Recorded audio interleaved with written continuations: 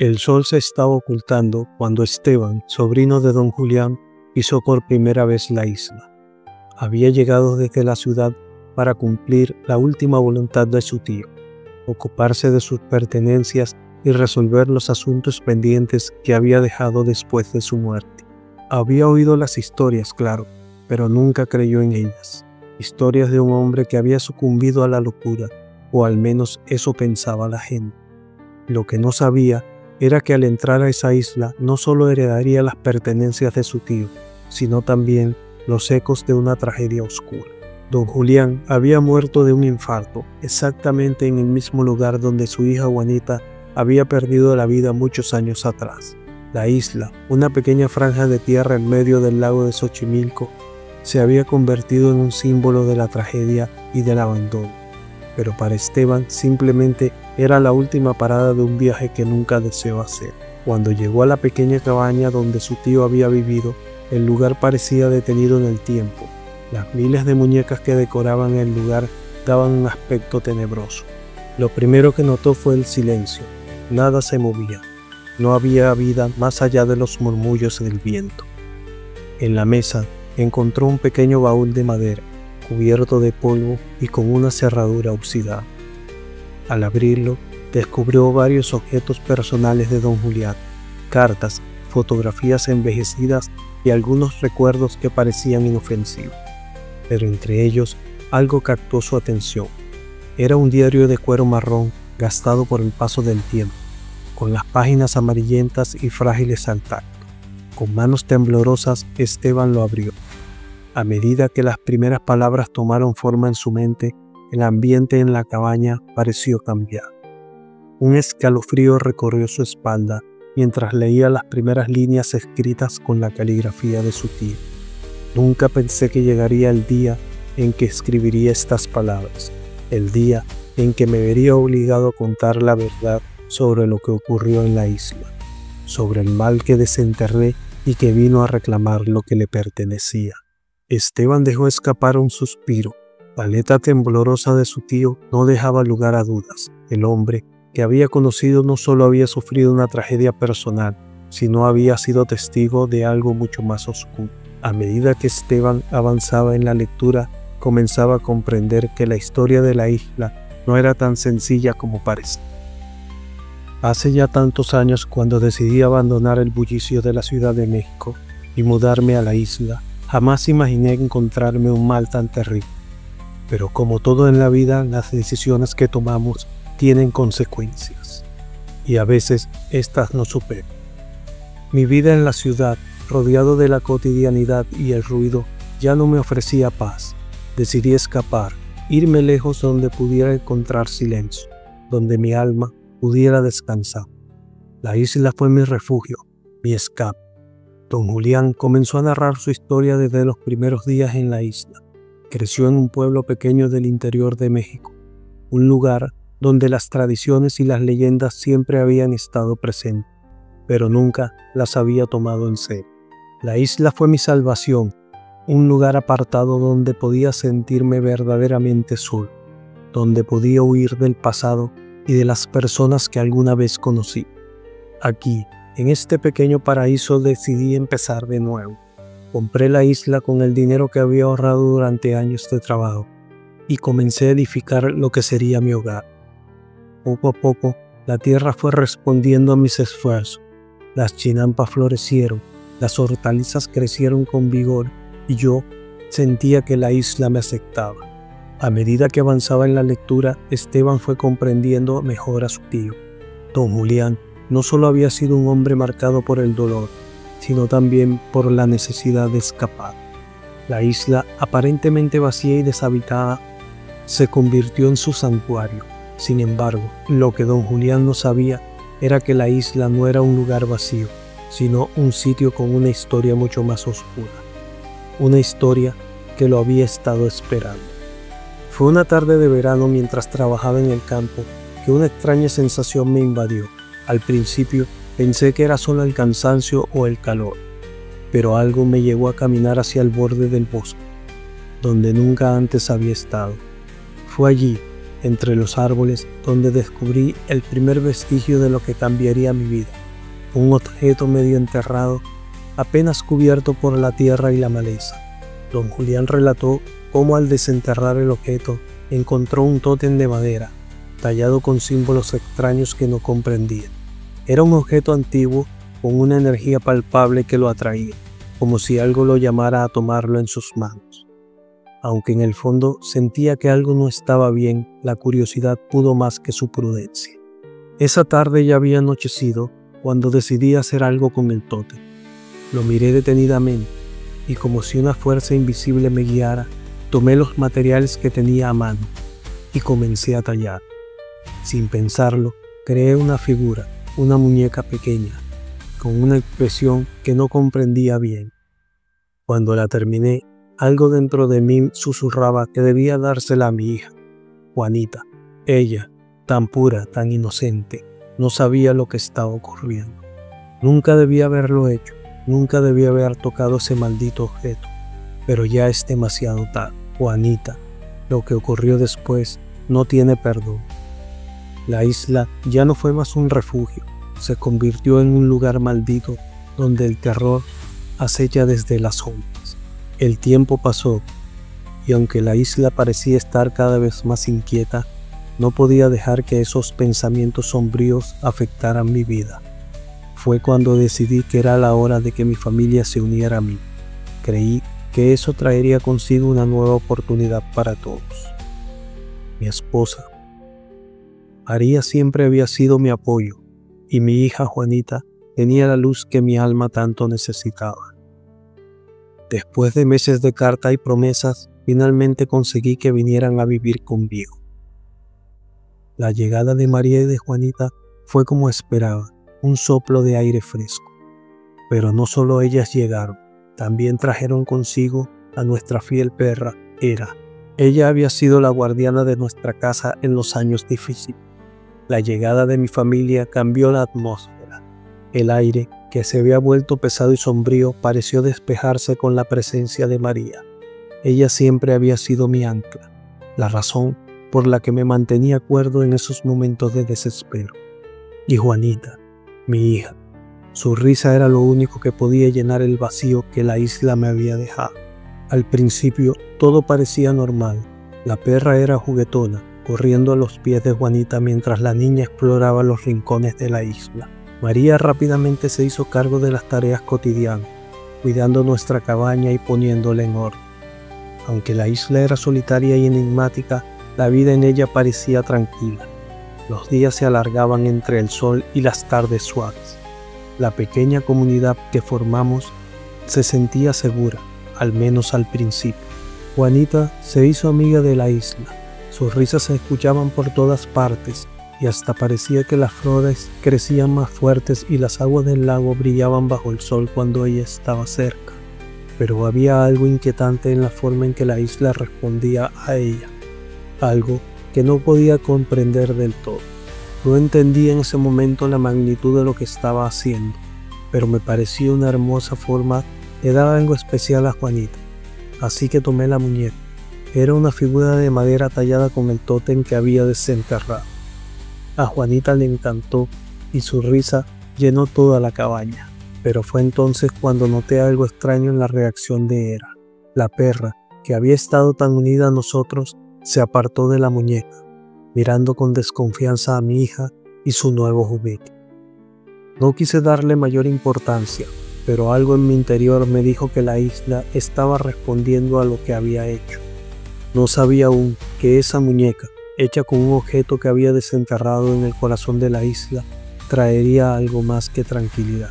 A pesar de la inquietud que sentía, traté de seguir con nuestra vida, esperando que mi familia se adaptara. Sin embargo, Era continuaba extraña, su comportamiento cada vez más errático. De noche, se mantenía vigilante, corriendo alrededor de la cabaña como si estuviera defendiendo algo invisible.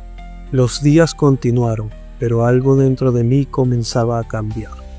Las noches se volvieron largas, y la paz que había experimentado en los días anteriores con mi familia comenzó a desvanecerse. El aire se volvió denso, como si un peso invisible presionara mi pecho. Cada vez que cerraba los ojos, las pesadillas comenzaban. En ella veía un ser que acechaba en la oscuridad, el chaneque. Aunque no entendía en ese entonces el significado de su aparición, no podía negar que había algo profundamente inquietante en la forma en que me observaba. El ser pequeño, ojos penetrantes y una sonrisa burlona, parecía estar siempre al acecho, oculto en la penumbra de mis sueños. Julián, susurraba su voz, como un eco distante pero suficientemente cercano como para hacerme estremecer. Te has atrevido a tocar lo que no deberías. La isla no es tuya, ni tu familia es bienvenida. Al principio creí que eran solo sueños, fragmentos de mi mente agotada, pero las noches continuaban y la presencia del chaneque se volvía cada vez más real. Me encontraba atrapado en un paisaje sombrío, una mezcla de la isla y un lugar desconocido, donde los árboles se retorcían hacia el cielo como si tuvieran vida propia. Cada vez que intentaba huir, sentía que las sombras me arrastraban y la risa del chaneque se mezclaba con el viento, rodeándome y haciéndome perder el aliento. No puedes escapar, Julián. La isla nunca olvida a quienes se atreven a desenterrar sus secretos. No solo veía al chaneque, sino que sentía su presencia incluso cuando estaba despierto. A veces, al mirar por la ventana de la cabaña, veía algo moverse entre los árboles, una sombra que parecía seguir. Sentía que no estaba solo, pero al voltear, nada había. La muñeca, susurró el chaneque en mis sueños. La muñeca que has creado no es solo para tu hija, es un faro, un llamado para mí. Me desperté con un sobresalto, mi cuerpo temblando, y por un momento pensé que todavía estaba en el sueño. El aire estaba denso y las sombras de la habitación parecían moverse por sí solas. Algo se avecina, pensé para mí mismo, con una sensación creciente de desesperación. No sé qué, pero lo que he hecho, lo que he desenterrado, la isla me lo está reclamando. María notó mi nerviosismo y aunque traté de ocultarlo, no pude evitar que mi preocupación se reflejara en mis ojos. Ella insistió en que descansara, que las pesadillas eran solo el cansancio del trabajo, pero algo me decía que estaba equivocado. Las pesadillas no solo afectaron mi descanso, sino también comenzaron a distorsionar mi percepción de la realidad. ¿Era todo producto de mi mente o algo siniestro se estaba gestando en el lugar? Aquella tarde el viento soplaba suave sobre las chinampas, mientras María, de rodillas junto al canal, lavaba la ropa en el agua. Las gotas brillaban bajo la luz tenue del sol, que comenzaba a descender lentamente detrás de los árboles. El atardecer bañaba el paisaje de Xochimilco con tonos anaranjados y rojizos, reflejando en el agua los colores del cielo. Juanita, que había dejado su muñeca junto a un árbol cerca de la cabaña, corría entre los pequeños caminos que separaban las chinampas, acercándose a la orilla del canal.